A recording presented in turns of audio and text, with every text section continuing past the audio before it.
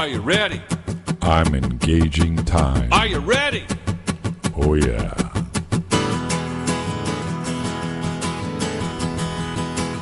Hit it.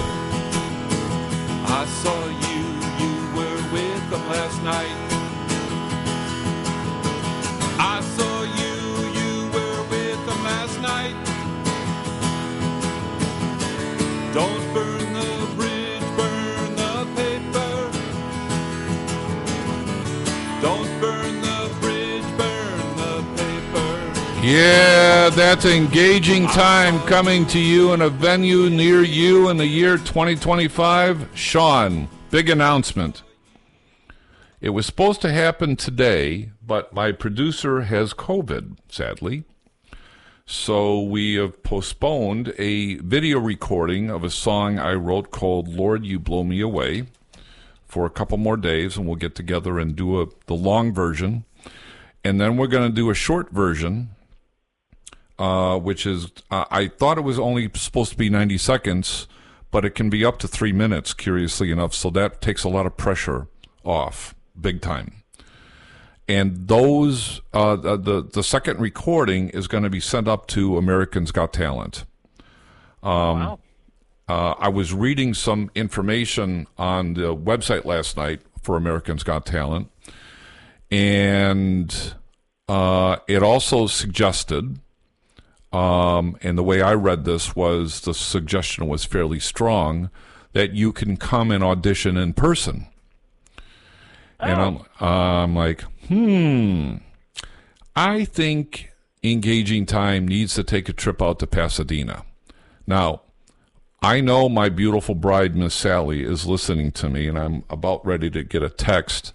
When were you going to tell me about this? Well, she's working all day, and I can't call her. So I'm letting her know for the first time it's rolling through my feeble little gray matter. And the auditions are, I believe, January 24th. And it's come one, come all. It's, there's no rhyme or reason, so I'm going to do both. And the thing that I read in the announcement at AGT was that if you send a video, they won't tell you if you've been if you didn't make it. They're not gonna send an email that says you didn't make it. They're only going to tell you if you did.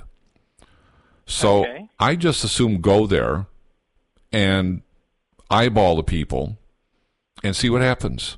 I've got no risk. If they say no, they say no, right? When I first started talking about this over 6 months ago, I'm like, I don't know. Well, if I decide not to go, the answer is absolutely no. So what the heck? What do I have to lose? Nothing. What do I have to gain? A lot. If they say yes, yours truly is going to be on TV. So, and who knows where it goes from there. So, so that's what's happening. I'm still waiting to see if I'm getting a text message. So hold on a second, ladies and gentlemen. I'm just going to see if. No, she hasn't bounced one at me yet. She's probably going to wait till I get home. So that means it'll be, hi, this is your insurance corner. I'm your host, Sean Hauser. Bill didn't tell me what to say, and that's what you'll hear every week. So yeah. So we'll see right now it's just fun, we'll see. Live the dream, man. If something happens out of it, great. If nothing happens out of it and I get a shot at being on television and, if I get through to the first round, I will freely admit, though, I do have illusions of grandeur of getting the golden buzzer, so we'll see. In fact, I'll tell you what I have going on in this recurring dream is I do Lord, You Blow Me Away. That's my opening song, and Simon raises his hand and says, do you have another one? So I pulled out Don't Burn the Bridge, and I got the whole audience to go nuts, and I got the golden buzzer. That's my illusion of grandeur. So we'll see. Hey, hope it happens. Yeah, we'll see what happens. And if I do make it, maybe Kelly can come out on the second one and she can run bass for me. Yeah, that'll work. That'll work. Meanwhile, I'll be back in the studio recording your insurance corner. Yeah. At the high income that we all get paid, right? Hey, I run the station, so I can give myself a raise. No problem. There you go. Hey, I might give myself a pension too. There we go. Yeah. All right. There you go. Well, speaking of pensions, tell me about these annuities, Bill. All right.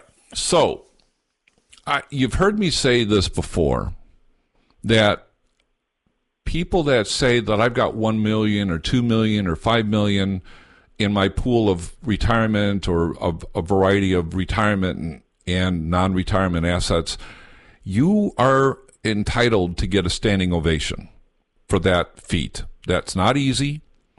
You did the hard work early on, or you waited and then you had to take, instead of a pail, you had to take a bulldozer, but you did it. And so for that, you deserve a standing ovation. But nobody, ladies and gentlemen, lives on a pool of money. You live on income. And whether you have rent or a mortgage or a variety of other things that you want to be able to do, your pool of money becomes now your income source, particularly when you decide to retire, because that regular paycheck and everything that was provided for you through a third party called your employer is now over. You have to figure it out on your own. And for some people, they can do that. For others, I'm telling you, Sean, they have no idea. They have no idea. And I can't tell you how many articles I've read where people have started to withdraw their retirement money and they realize 3 or 4 years into it, they got to go back to work. Or they started getting into their income and then the market crashes and they're like, oh my God, I had $1 million, now I'm down to $600,000 and I still need $8,000 a month to live on. I have to go back to work. I'm going to be out of money. Or worse, they suffer a health crisis, which not only do they need the income to live, and I use those words in quotes, but now you've got healthcare issues that you have to manage, and they may not be covered by your Medicare or your Medicare Advantage plan. So tell me, Sean, what do you think? What kind of income programs are you familiar with that the general public knows that are guaranteed no matter what's going to happen, you're going to get this income? Where do you think those sources are? Well, I don't think there are many. I think you have to look at annuities really as a solution, unless you, like you say, you're disciplined enough to invest and draw out only the money that you're eligible for that month. Maybe I missed the question. Well, let me the answer, you jumped the gun. It was kind of like what's 1 + 1 = annuity. So I wanted to know what was 1 and 1. 1 is Social Security. That's a guaranteed income. Oh, well, yeah. Right? Okay. Sure. You've got your pension plan if you are lucky enough to have a pension plan, right? Correct. Those are guaranteed income sources. After that, I can't think of another one that is going to guarantee. Your 401k doesn't guarantee you an income. It just gives you the option of getting an income depending on how much money you have. And well, but for your 401k to pay you, it has to turn that into a payout. Right. It has to. So you select an annuity from your 401k. Mm-hmm. So. Right? Well, you have your 401k there. Some of that money then has to be transitioned into an annuity or annuity-like program. And then you can start to structure a guaranteed income stream for life. Now, from an underwriting perspective, let's just say for kicks and giggles, you got $500,000 and I use that number because you hear a lot of commercials. If you have $500,000, we'll do a brand new financial plan for you that costs $3,500 on a retail side to do this on our own, but we'll do this for free and we'll do all these calculations and this and that and the other thing. Great. And I can do that. I can do one. You can do one. The computer can do one. 20 other people can do one. And it's most likely going to happen that you're going to get 20 different answers because no one single advisor thinks the same first, and no product is the same in the context of an annuity. And no 401k is the same in the context of where your assets are sitting. Are they in Vanguard or Fidelity or Neuberger or, Shifting Sands Mutual Fund Company that is a, borderline penny stock? So where your assets are, you take a portion of those assets. You can't take the whole thing. If you came to me, Sean, and you said, I've got $500,000, that's all I have, and I want all in an annuity, as an advisor, I have to say I can't. It's not going to pass the suitability tests. It's not going to pass underwriting. And it would be fiduciarily irresponsible for me to take all of your liquidity out of your pocket, because annuities by their nature are not liquid assets per se. While you can get to the money, you're going to pay penalties, and in some cases pretty serious ones.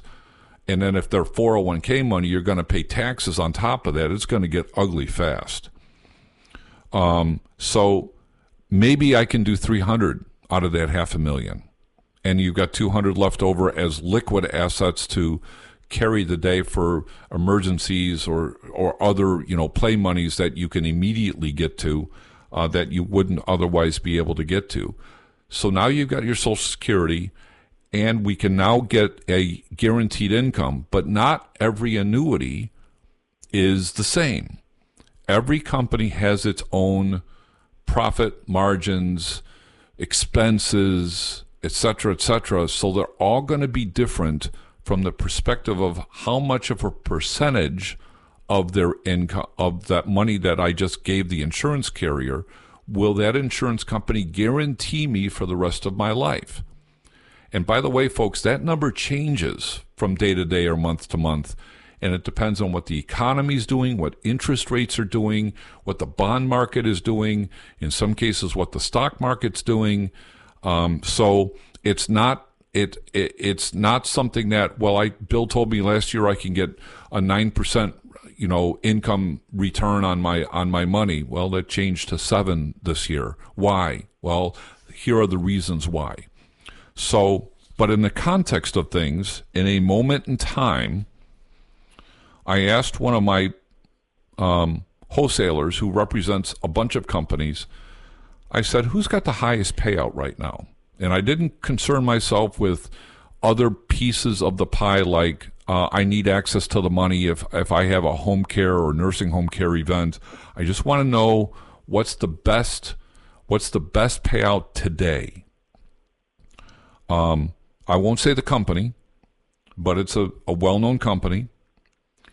And we're going to start out with $100,000, Sean. So you give me $100,000, you get a bonus on that money on the front end, and then you get what's called a roll-up, which is another guarantee of interest for the next 5 years. You get to that 5-year position, and now maybe it's not $100,000, maybe it's worth $135,000 or $140,000. What do you think on a annual basis the insurance company may guarantee you to pay out today based on, let's say, $140,000? And you started with 100. $140,000, and this would be on an annual payout, right? It can be monthly. I'm just using annual for ease of illustration here. $5,000. You want to go higher? I would love to go higher, Bill. Okay, go higher. Okay, so that was based on $400 a month. So let's go. That's like a 4% payout, right? That's 4%. Okay, keep going. No, I was just figuring $400 a month. Okay, let's go $700 a month. Higher. So that would be really. Yep. $12,000 a year. Almost $11,400. Wait a minute. So if I give you $100,000 today, with all the gross ups and all of that, yep, that would be an $11,400 a year based on your $100,000 investment. for the rest of your life. For the rest, I'm going to make $1,000 a month off of this thing with $100,000 investment. Right. That's a pretty good deal. Yes, sir. What about $500,000? I was going to multiply that by 5, but I'm thinking that's not because of the bonus and everything would be different. It's so pretty. It's actually pretty linear. So we're talking maybe 60 a year. 55. 55 a year. So that's almost $5,000 a month. Yep. How about $1 million? Well, okay. Then if we doubled it, would it be $11,000 a month? Not quite, because $11,000 is about $131,000 a year. A little too high. Maybe $121,000. $121,000 a year, so that's $10,000 a month. No, I said that $11,000 is about $121,000 or $132,000 a year. It's $115,000 that you'll get with $1 million, guaranteed for the rest of your life. And it doesn't like $9,600 a month. Yeah, exactly, $9,600. So, folks, these annuities, a lot of people just shiver and shake because they remember annuities from our parents' and grandparents' days. Those annuities, admittedly, are terrible. Those annuities don't exist, and if they do, they're bad products. There's no two ways about it. And there are bad products still out there. There are absolutely bad products. But the only way to vet this, because every insurance company is different, and for example, in my office, Sean, we will not represent B-rated carriers. Just flat won't do it. Okay, because you're looking for the most stable carriers. The common question I get is, what happens if the insurance company goes belly up? Well, no money. Now you're in trouble. Yeah. Well, you'll get money, but it won't be the $4 million, $5 million, $7 million you talked about. Right? You'll get 20 cents on the dollar if you're lucky after you get through the receivership part of the bankruptcy.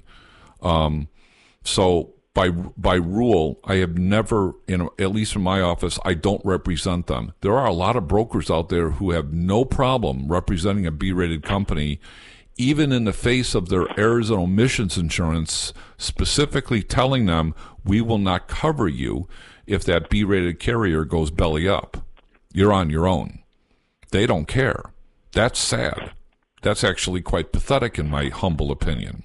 But I digress. Those B-rated carriers have to pay a premium. Yeah, the B-rated carriers are paying out a higher payout potentially, or higher interest rates, to get more revenue in the door so they can go from B or B plus to A. I get what they're doing. I respect that. I get it, but not with my clients' money. Do it with somebody else's, and it's not mine. When I've said to every single one of them, when you get to A minus, let me know. Until then, go talk to somebody else. And I'm empathetic to their plight, but I just won't do it because I want to sleep at night too. So, but this is just an income source for one individual. Now, if you engage the spouse, and let's just say that the $55,000 drops to $49,000, which is plausible, and you pass away and Kelly's still around, Kelly's going to continue to get that $49,000, no matter what. No matter what. Even if the pool of money runs out, that income by contract is going to continue.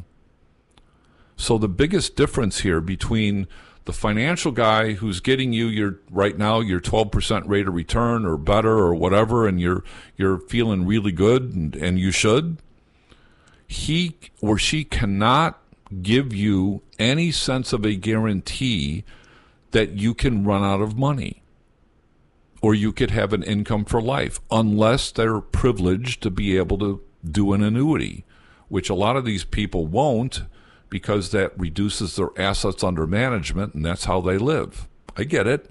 I don't have a problem with that. But then they can't say that you're never going to run out of money, because you could.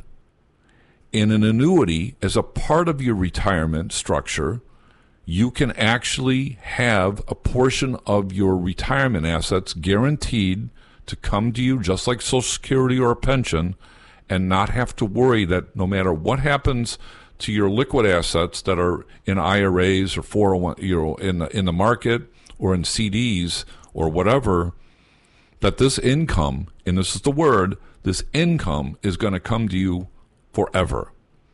And at the end of the day, if you ran out of the pool of money because you outlived the money that, in other words, you withdrew more money than you took in, you won the bet.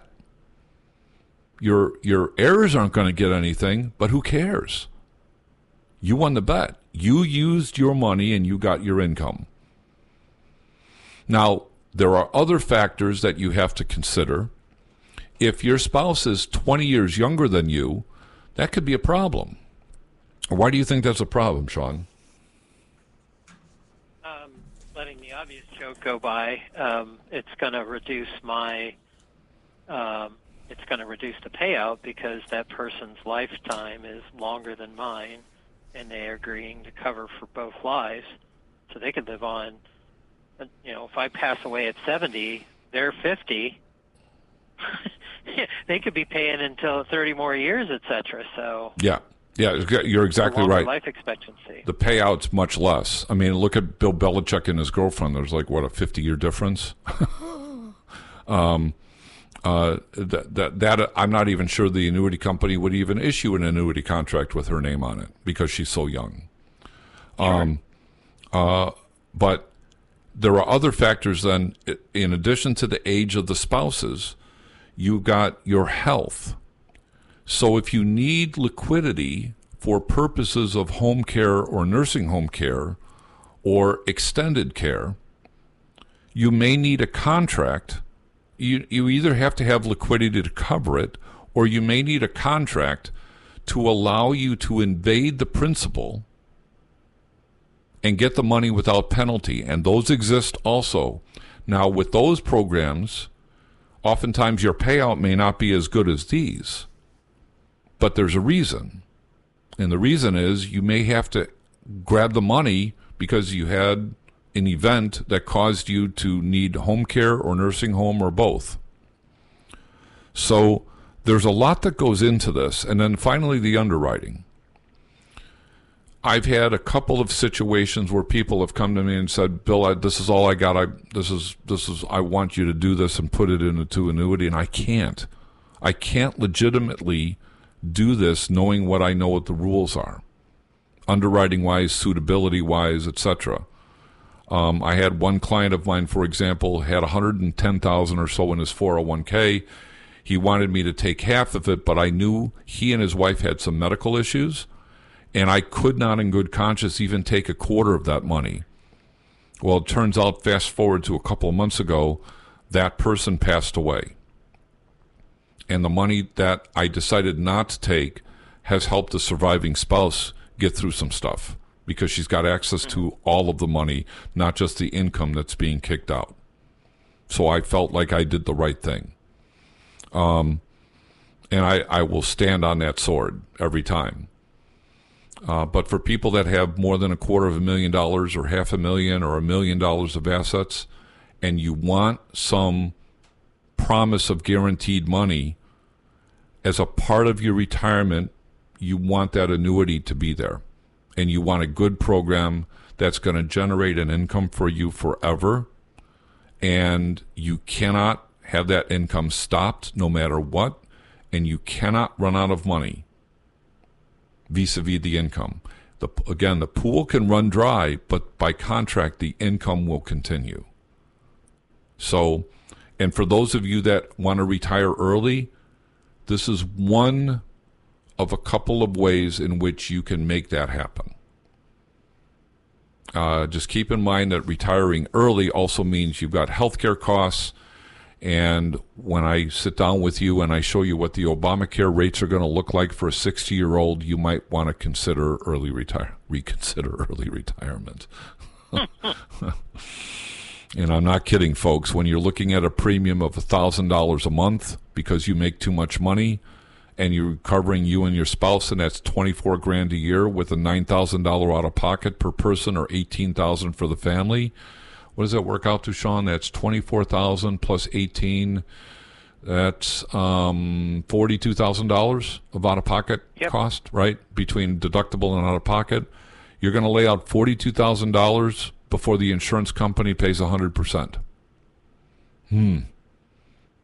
You really want to go down that path? How much money do you have in that pool? Are you good with that? You got $5 million? I might go with you.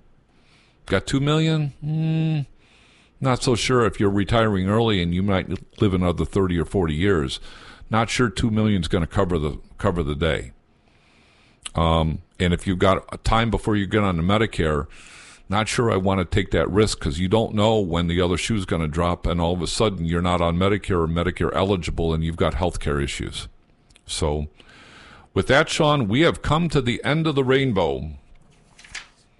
And as I finish the show tonight, I just want to read this. To get what you've never had, you have to do what you've never done. Let 2025 be the year where you chose love, you chose happiness, and most importantly, you chose you. Brandon Collinsworth. Ladies and gentlemen, this is your Insurance Corner. That's Sean Hauser. My name is Bill Miksch. Have a wonderful night. Have a great weekend, and we'll see you next week. Have a great night, everybody.